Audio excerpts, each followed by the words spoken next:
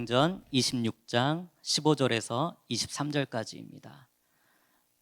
저와 함께 교독하도록 하겠습니다. 그래서 제가 물었습니다. 당신은 누구십니까? 그러자 주께서 대답하셨습니다. 나는 내가 핍박하는 예수다.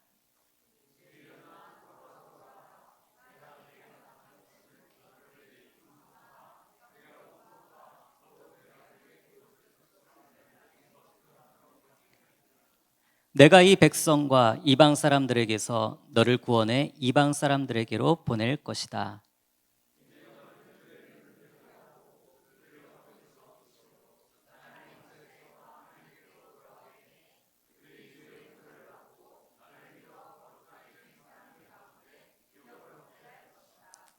아그리빠 왕이여, 그래서 저는 하늘에서 보여주신 이 환상에 거역하지 않고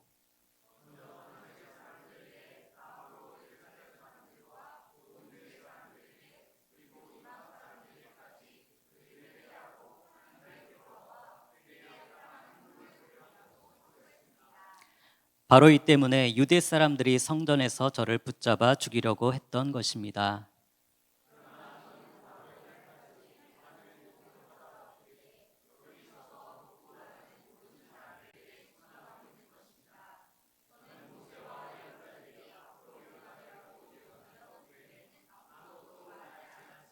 다 같이 읽겠습니다. 그것은 그리스도께서 고난을 당하셔서 죽은 사람들 가운데 가장 먼저 부활하심으로 이스라엘 백성과 이방 사람들에게 빛을 선포하시라는 것입니다.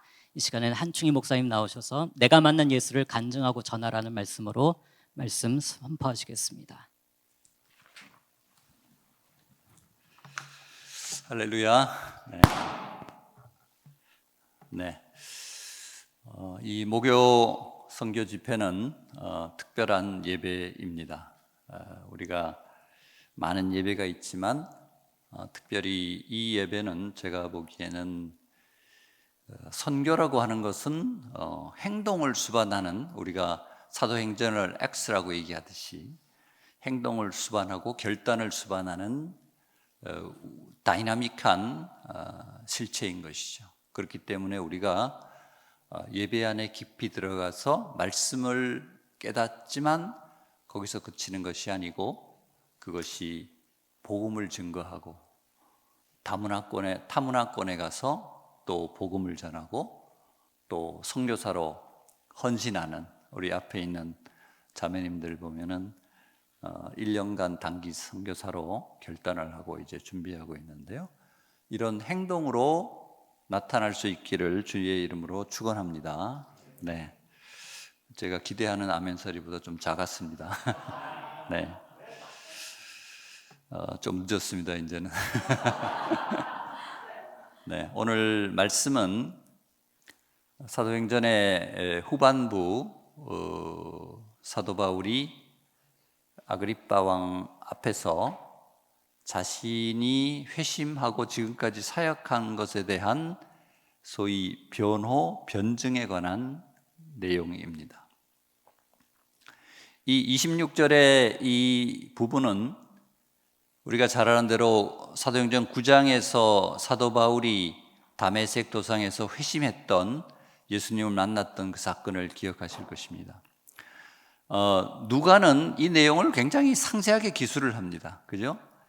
아나니아를 통해서 또 다른 지시를 하고 어디 가면 만날 것이다, 그 사람이 이렇게 될 것이다, 눈을 뜨게 하라, 이렇게 지시를 하고 또 특이한 것은 예수님이 이 사도 바울에게 내가 너를 택정한 이유가 이것이다 라는, 이방인에 대한 전도자, 복음 전파자로 소위 불렀다라고 하는 구체적인 목적을 얘기해 주는 것이 또 특별합니다. 이렇게 우리가 예수님께서 직접 우리에게 나타나서 이런 구체적인 선교적인 미션을 우리가 준다면 우리는 아마 다 선교사로 나갔을 것 같죠. 그리고 22장에 본인의 이런 변화의 간증을 길게 얘기합니다. 26장에도 또 똑같이 9장에 써 있는 것만큼 오히려 더 상세하게 기술을 합니다. 그 얘기는 무엇이겠습니까? 이 사건이 사도 바울에게 너무나 중요한 자신의 삶의 터닝 포인트일 뿐 아니고 세계관과 정체성이 구약에서 신약으로 넘어가는, 그래서 메시아의 출현, 그렇게 대망했던, 유대인들이 대망했던 메시아가 예수님이라는 것을 확인하게 되는 것이죠. 그리고 믿고 결단하게 되는 것입니다. 그 이후에 사도 바울의 우리 여정에 대해서는 우리가 잘 알고 있는 바죠. 마지막에 마치 예수님이 십자가에 못 박히기 직전에 여러 고소와 신문을 통해서 결국은 십자가에 죽으신 것처럼 사도 바울도 이 26장은 제일 마지막 부분으로 본인이 이제 얼마 남지 않은 자신의 삶을 생각하며 또 변증하는 것입니다. 마지막 나의 생명을 조금 더 귀한 것으로 여기지 아니하노라라고 한 걸로 봐서는 자신의 생명을 뭐 이렇게 연연해하거나 이런 것은 아닐 것입니다. 이때 끝까지 자신의 소명, 부르심을 디펜드하며 예수 그리스도를 증거하는 삶을 살겠다고 다짐을 하는 것이죠. 이 마지막 간증에 오늘 우리가 살펴볼 메시지가 무엇이 있는지 한번 알아보도록 하겠습니다. 첫 번째 메시지는 내가 예수님을 만날 때 주신 영혼 구원의 소명과 부르심을 여러분들이 기억하십시오라는 것입니다. 이렇게 구체적으로는 주지 않았을지 모르지만 여기 앉아 계신 최소한 분들은 회심 때나 또는 그 이후에 여러 계기를 통하여 하나님께서 나에게 어떤 미션을 주셨다, 어떤 소명을 주셨다라는 것을 생각할 것입니다.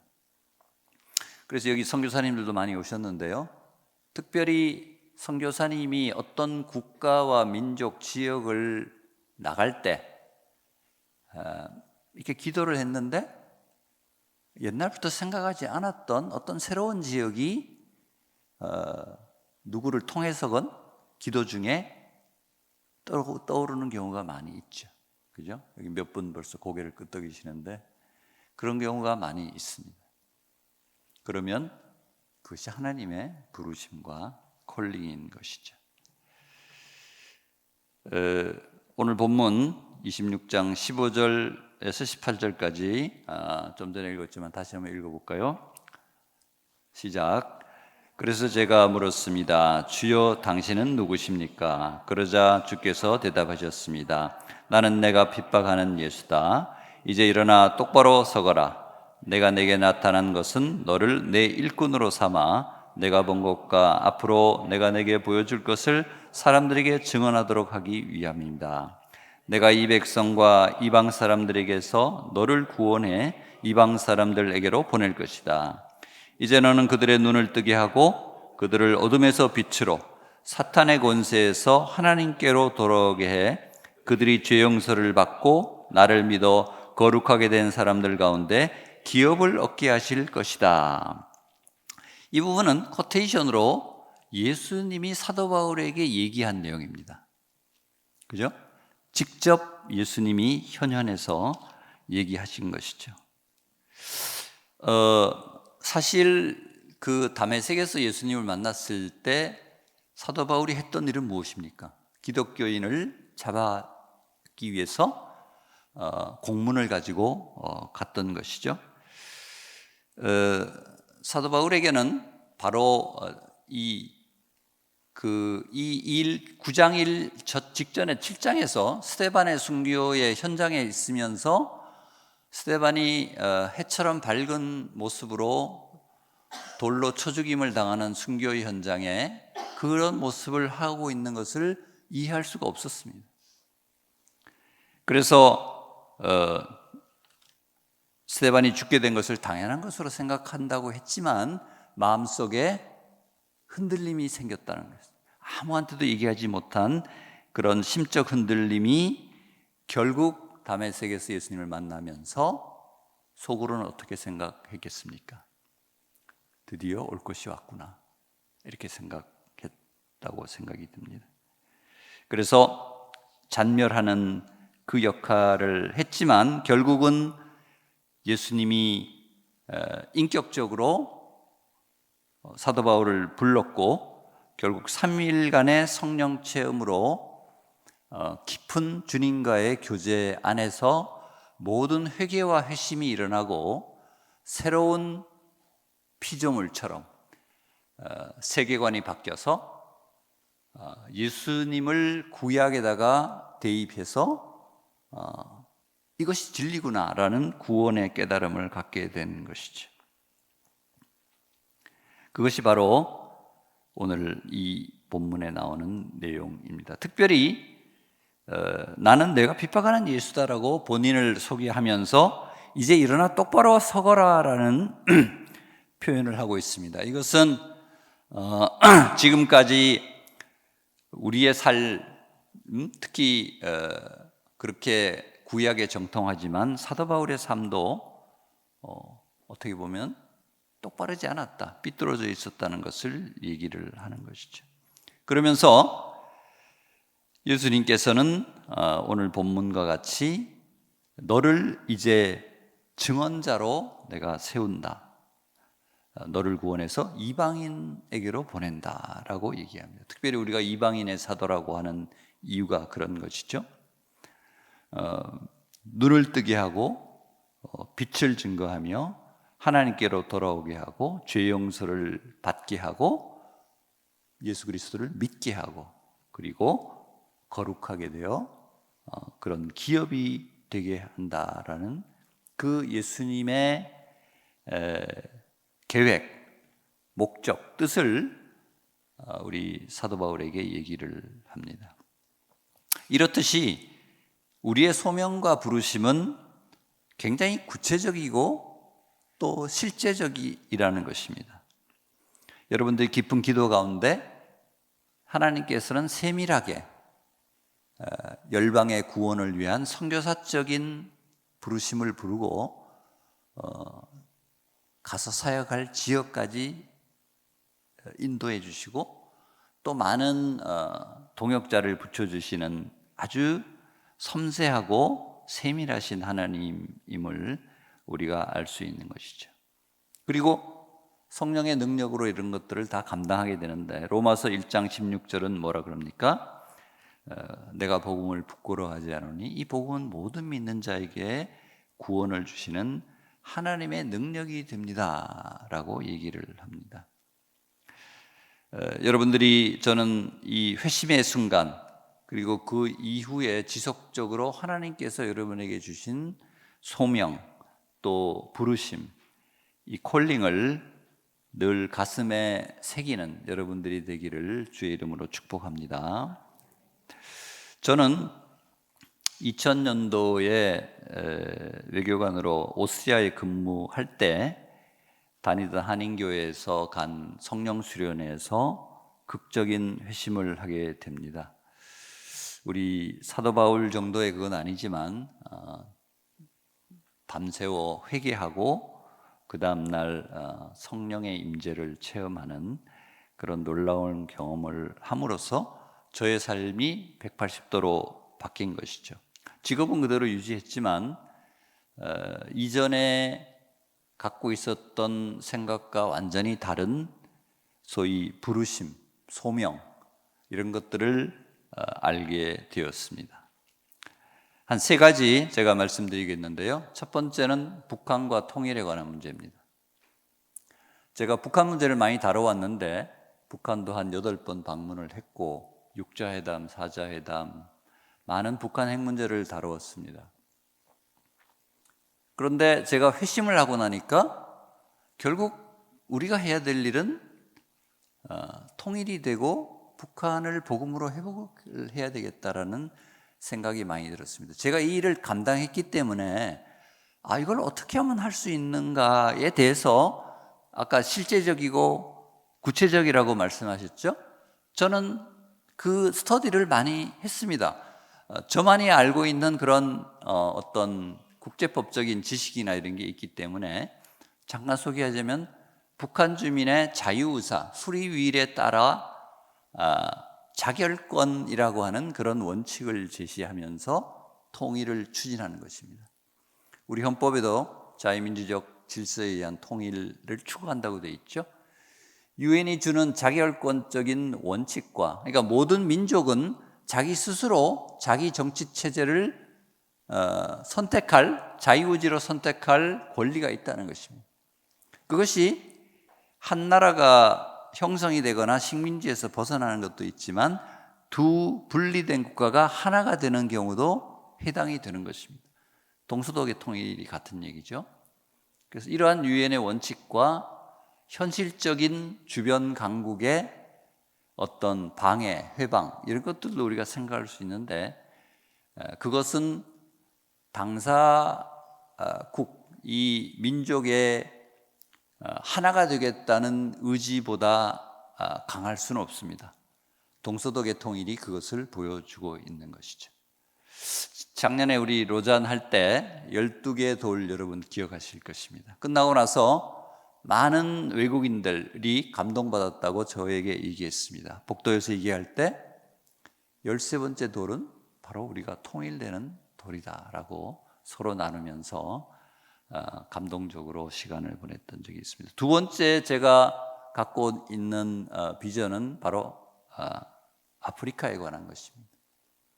여기 아프리카 사역자도 있는데 특히 불어권 26개 국가 아프리카의 반이 되는데요. 이 복음화를 위한 것이 저의 또 평생의 비전입니다. 이 아프리카가 가운데 선을 자르면 북쪽은 이슬람, 남쪽은 기독교가 강합니다. 그 중원에서 펼쳐지고 있는 이 대회전, 영적 전쟁은 정말 피를 흘리지 않고 총칼은 없지만 어떻게 보면 그것보다 더 아주 치열하고 잔인하기까지 하는 것입니다. 여러분, 이슬람이 기독교로 돌아오거나 기독교인이 또 이슬람화가 되는 그 상황을 여러분들이 한번 상상을 해보십시오. 이것이 얼마나 심각한 문제인지. 이슬람화가 급속하게 이루어지는 것 같습니다. 북쪽에서 남쪽으로.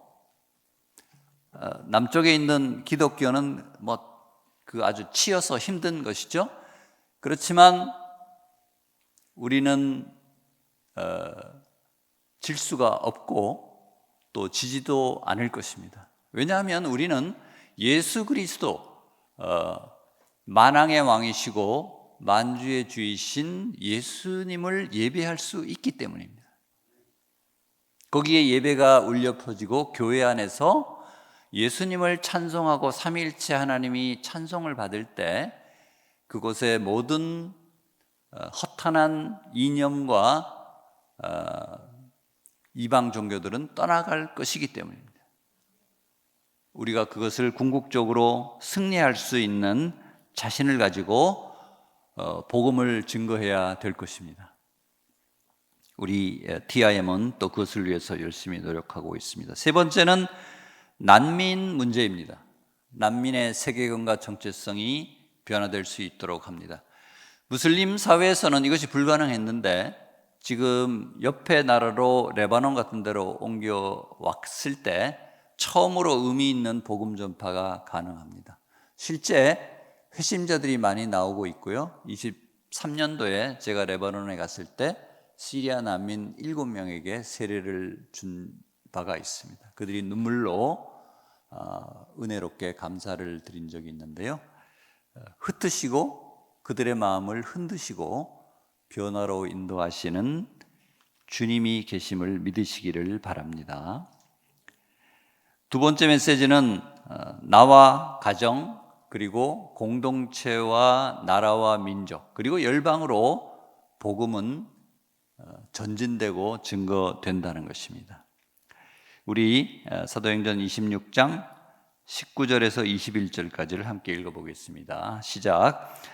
아그리빠 왕이여, 그래서 저는 하늘에서 보여주신 이 환상에 거역하지 않고 먼저 다메섹 사람들에게, 다음으로 예루살렘 사람들과 온 유대 사람들에게, 그리고 이방 사람들에게까지 그들이 회개하고 하나님께 돌아와 회개에 합당한 행동을 보이라고 선포했습니다. 바로 이 때문에 유대 사람들이 성전에서 저를 붙잡아 죽이려고 했던 것입니다. 하늘에서 주신 이 환상에 거역하지 않았다라고 얘기합니다. 이것이 아까 제가 첫 번째 메시지에서 나온 주님이 주시는 소명, 이것들을 우리가 잊지 말아야 된다는 것과 연결되는 것이죠. 거역하지 않았다는 것은 순종했다는 의미입니다. 먼저 다메섹 사람, 예루살렘 사람, 온 유대 사람, 이방 사람으로 진전이 됩니다. 사도행전 1장 8절하고 유사한 것이죠. 선포하는 내용은 사도 바울은 이렇게 얘기를 합니다. 첫 번째는 회개한다는 것입니다. 회심한다는 것과 똑같은 의미죠. 두 번째는 하나님께로 돌아온다는 것입니다. 이것은 구속을 받아들이는 죄사함이 있다는 것이죠.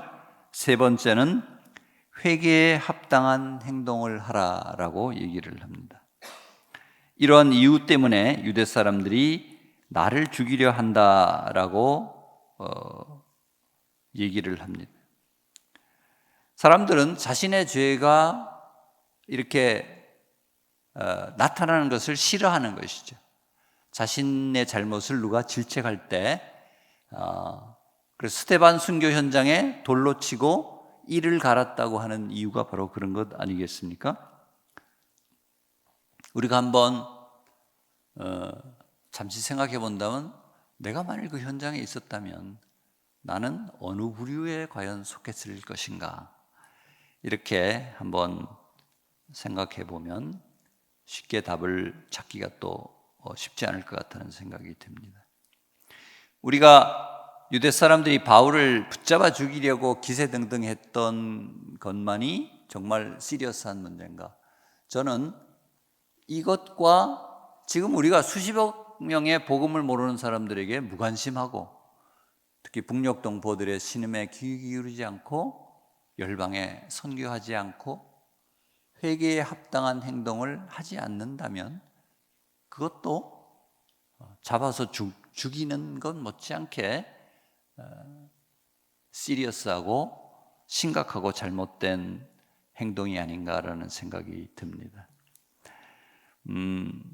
이 회개에 합당한 행동이라고 하는 표현은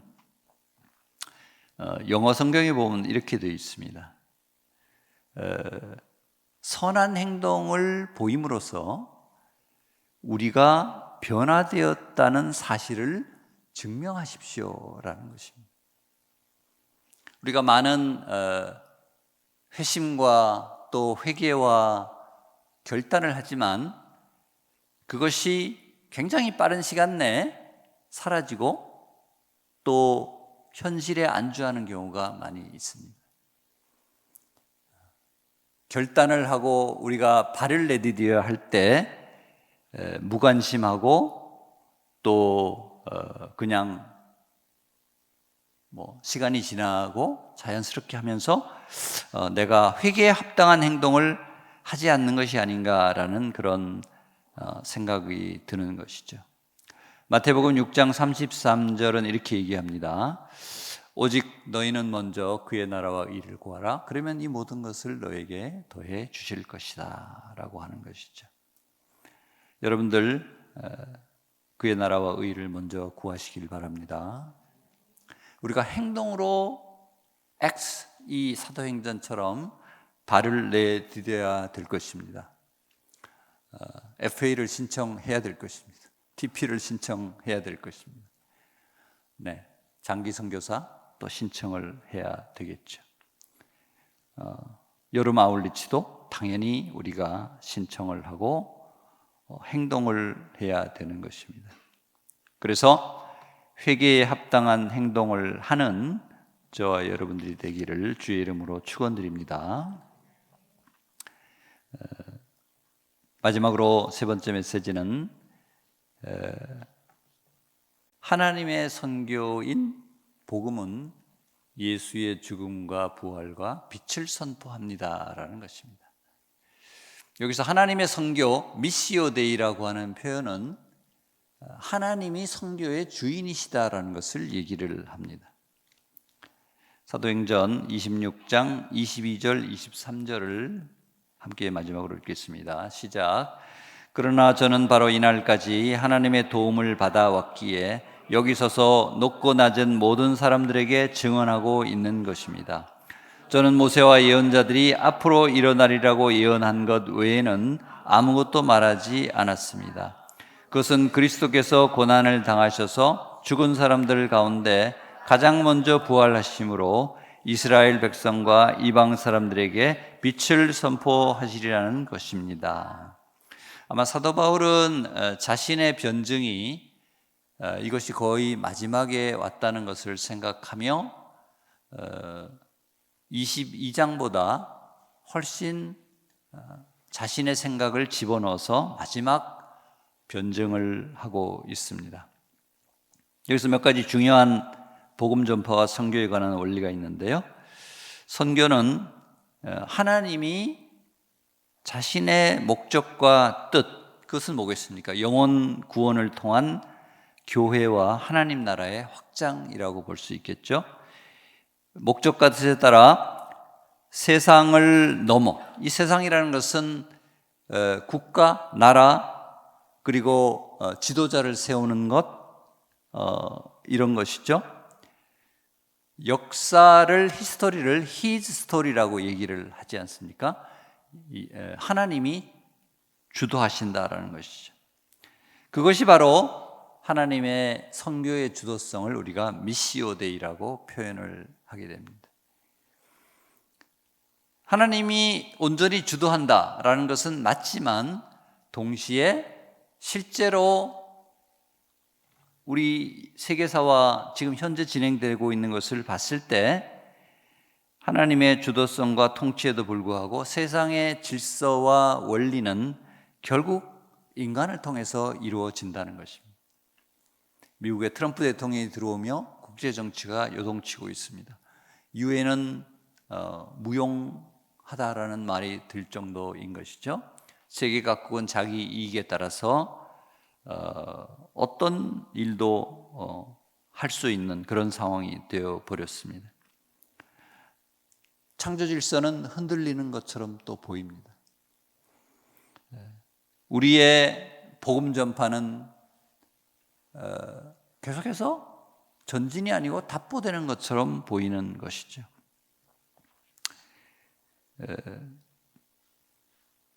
그렇지만 하나님이 이 섭리와 목적과 뜻을 가지고 마지막 때 예수님의 다시 오심과 새하늘과 새 땅을 온전하게 회복하고 펼치는 그때, 이 카이로스의 때를 하나님이 차근차근 인도하신다는 것입니다.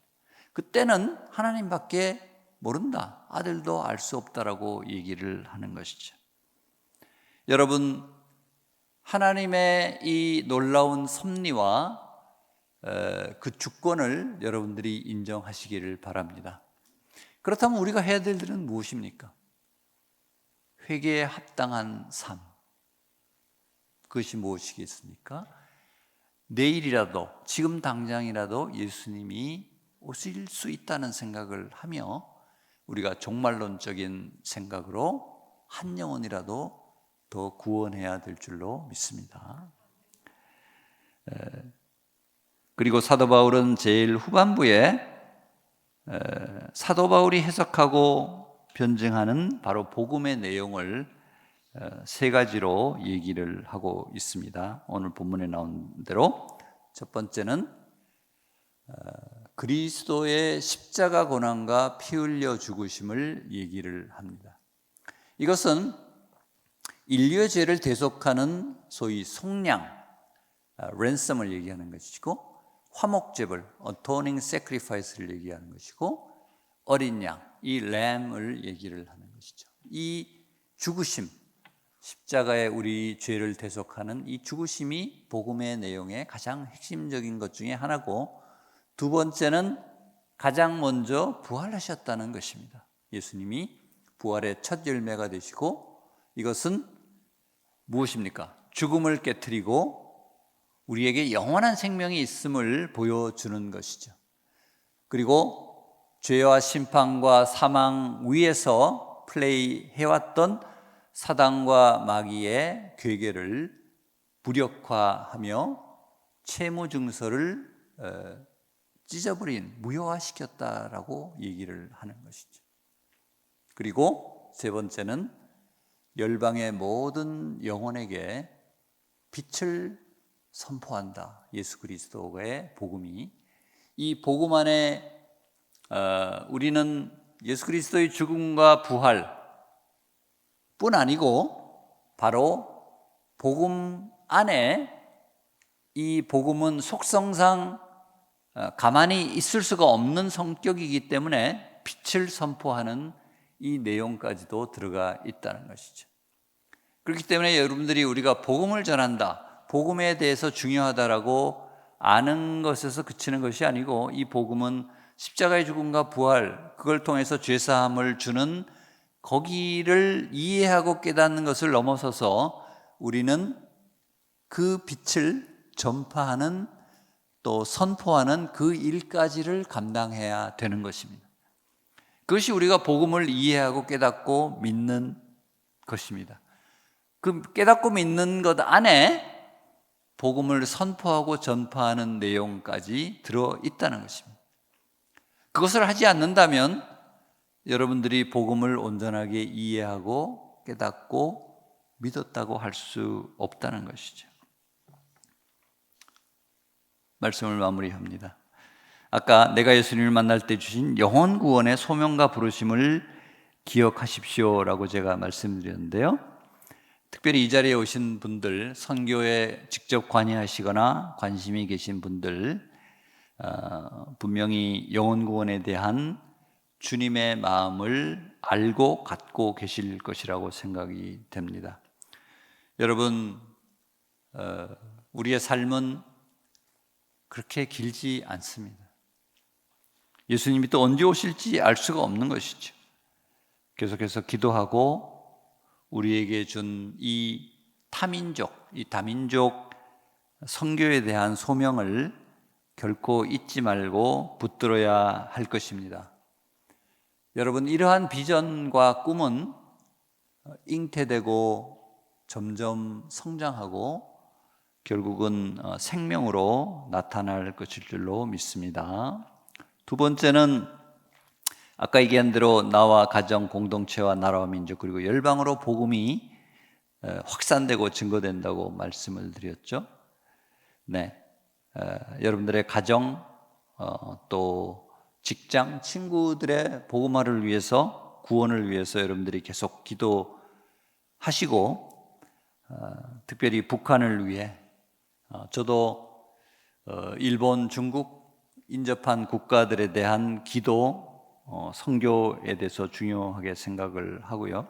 TIM도 지금 현재 54개국 450명의 선교사를 파송하고 사역하고 있습니다.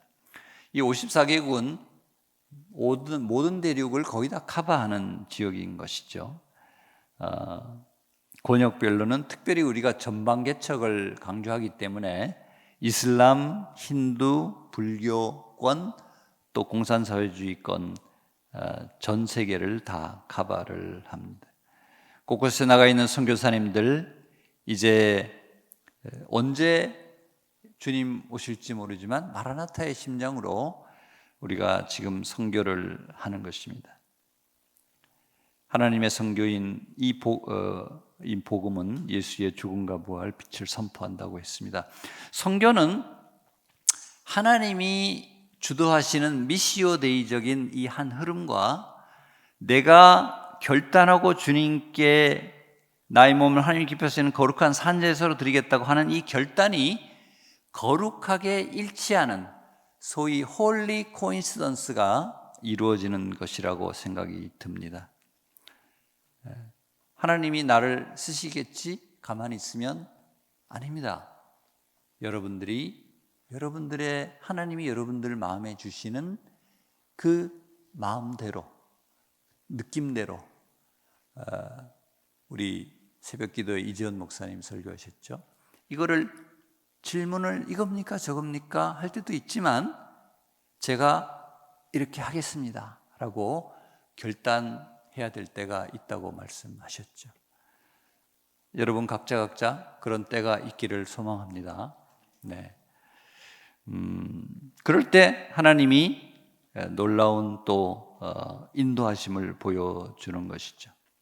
작년 로잔에서 가장 중요한 핫 이슈는 글로벌 노스, 유럽과 북미, 지금까지 선교를 주도했던 이 세력과 아시아, 아프리카, 중남미의 글로벌 사우스가 이제 이 파워 시프트, 전세가 역전이 되어 서구가 퇴조하고 아시아가, 아프리카, 중남미가 이제 리드를 하는 것이 아닌가. 그것이 가장 중요한 또 토론 중에 하나였습니다. 분명히 그런 징조가 나타나고 있는 것이 사실인 것이죠. 유럽, 미국에서 의미 있는 선교사가 나오지가 않습니다. 선교를 하겠다라고 콜링하는 사람이 없습니다. 그것을 받아들이는 사람이 없게 되는 이런 현상이 일어나는 것이죠. 그렇지만 우리가 폴리센트릭 미션이라고 다중심적 선교를 통해서 함께 우리가 노스 사우스 따지지 않고 이제 함께 선교를 합시다라고 하는 글로벌 콜라보레이션이 지금 대세가 되고 있습니다. 한국은 노스에 속합니까? 사우스에 속합니까? 네, 양쪽 다 브리치할 수 있는 너무나 좋은 위치에 있는 것이죠. 많은 나라들이 한국과 K-팝 이런 못지않게 K-미션처럼 한국을 좋아하고 한국과 대화하고 협력하기를 원합니다. 너무나 감사할 일이죠. 그죠? 3만 명의 선교사를 보내고 있는 것입니다. 우리도 어쩌면 멀지 않아 또 글로벌 노스의 전철을 밟을지도 모릅니다. 그렇기 때문에 촛대를 옮기는 일이 있어서는 안 되겠죠. 우리가 회개에 합당한 행동을 해야 할 것입니다. 100여 년 전 서양의 선교사들이 한국에 와서 복음을 전했죠. 원래는 중국, 일본에 그렇게 많은 선교사를 퍼부었는데 부흥이 일어나지 않고 1907년 평양 대부흥 현장을 보며 서양의 선교사들이 앞으로 일본, 중국 선교는 조선인이 할 것 같다라는 그런 예언을 했다고 합니다. 우리가 잘나서 그렇게 우쭐대고 하는 것은 아니죠. 한국 사람들은 굉장히 험불하고 휴밀리티가 많은 민족, 착하고 저는 심성이 너무나 착한 민족이라고 생각을 합니다. 그렇기 때문에 한국 사람들은 내 거 아닌 거를 내 거라고 이렇게 주장하지 못합니다. 얼굴에 나타나기 때문에. 독도가 우리 땅인 이유가 바로 그것입니다. 우리 거기 때문에 우리 거라고 하는 것입니다. 이유가 없습니다. 거기에는 우리 게 아니면 우리 거라고 주장할 수가 없는 것이죠. 우리는 몇 번 강조하지만 회개에 합당한 삶을 사시기를 축복합니다. 유진 피터슨이 결국은 마지막에 사도 바울이 로마로 이제 압송이 되면서 마지막 삶을 마감하죠. 본인도 그것을 예견을 했을 것입니다. 로마 시민이라는 것을 하면서 마지막에 로마에서 재판을 받는 것이죠. 그리고서 로마가 결국은 그때의 캐피탈, 중심이기 때문에 로마서를 써서 먼저 보내는 것이죠. 우리가 잘 아는 로마서, 그 16장에 걸친 로마서를 보내며 그 로마서의 영향력에 대해서 유진 피터슨이 쓴 더 메시지 성경이라고 있죠. 영어 성경. 그 메시지 성경에는 각 책마다 앞쪽에 한 반 페이지 정도의 인트로덕션이 있어요. 이 책이 왜 중요하냐라는. 로마서 서문에 유진 피터슨은 뭐라고 쓴지 아십니까? 그 당시 로마는 세계의 수도였다. 그 로마에 수많은 철학, 정치, 경제, 문화 모든 서적들이 다 들어와 출판이 되고 거기에 호화양장을 한 이런 큰 도감 같은 것들도 수도 없이 수만 권이 들어오고 하는데 짧은 로마서 한 권이 그 모든 책들을 다 의미 없게 만들었다. 이렇게 서문에서 쓰고 있습니다. 왜 그렇습니까? 생명을 살리는 책이기 때문에, 영혼을 구원하는 책이기 때문에, 예수 그리스도를 오직 믿음으로 구원을 얻고 의롭게 된다는 놀라운 선포를 하기 때문에 그런 것이죠. 바로 예수님이 특별히 사도 바울을 불러서 택정을 한 이유가 바로 13권의 놀라운 변증적인 책을 쓰고 성경에 들어갈 수 있도록 하는 것이죠. 네. 여러분들의 삶의 헌신을 주님께 드리고 실제로 행동하는 믿음, 선교하는 믿음, 회개에 합당한 믿음, 그 행동을 보여주는 우리 모두가 되기를 주의 이름으로 축원합니다. 기도하겠습니다. 사랑하는 아버지 하나님, 예수님께서 극적으로 사도 바울을 회심시키며 특별한 이방인 선교를 위해서 그를 콜링하고 부르셨습니다. 하나님, 복음을 전하는 그 안에 십자가의 죽음과 부활 플러스 우리가 빛을 선포하는 그 행동의 결단이 필요한 줄로 믿습니다. 아버지, 우리 회심에 걸맞는, 해당되는, 우리가 변화되었다는 사실을 증명할 수 있는 행동들이 나오게 하시옵고, 그것은 분명히 열방에 복음을 전하는 선교로 마지막 종착역이 될 줄로 믿습니다. 그것을 결단하고 앞으로 나아가는 여기 머리 숙인 모든 우리 형제자매들 또 선교사님들 되게 하여 주시옵소서. 예수님의 이름으로 기도합니다. 아멘.